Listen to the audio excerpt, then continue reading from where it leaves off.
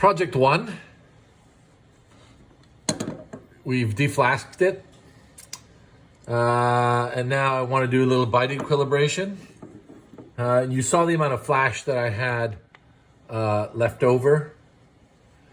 We can also check the pin on our plainline articulator if it's open, but more importantly, I think we want to make sure that the bite is not excessively open here. I'm going to use a little articulating paper.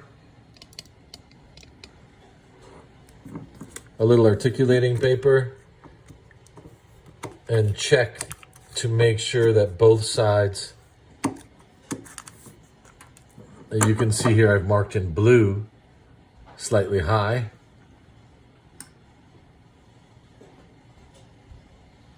And I'll use my handpiece.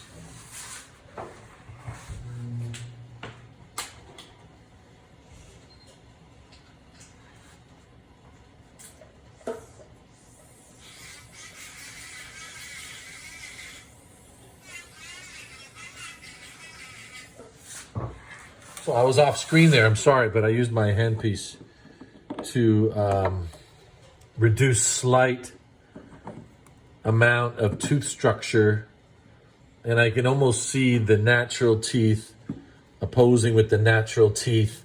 Again, I've got some air between my articulation that's been separated, and then I'm within about 1/4 of a millimeter. Got a little high spot on my bicuspid here, the very first one that I set up. And I'll just reduce that off.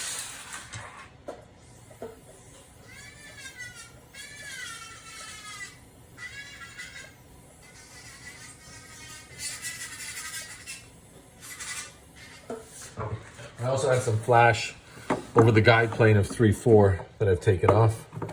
And now that I've closed it within maybe 1/4 millimeter here of the natural teeth. And I'm gonna leave that. Some of you may cringe by saying he's gonna leave that, but I'd hate for this to be open insertion time. I'm gonna leave some for the practitioner. There is some mucosa I give in the back. I want a positive seat. Now, I'll take my abutment teeth of the natural model off. I've got my duplicate to check the draw. And now I'm going to do some rough trimming.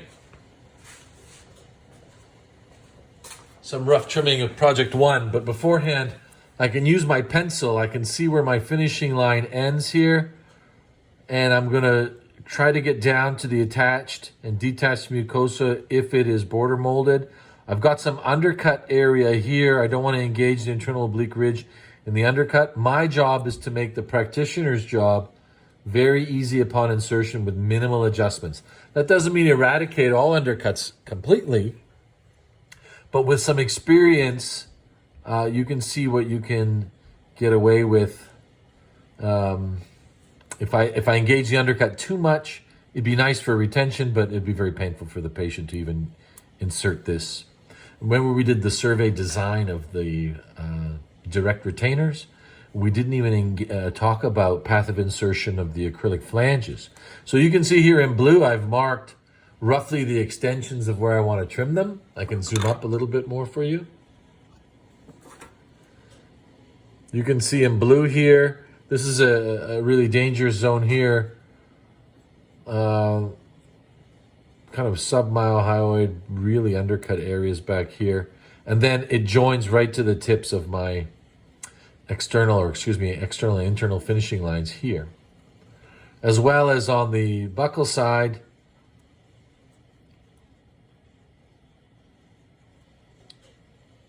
because I've overextended the wax up when I waxed up for finish, I can see where it's deflected and goes beyond the attachments, including the flash.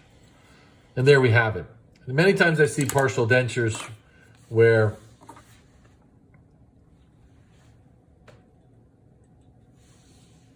the free ends are short.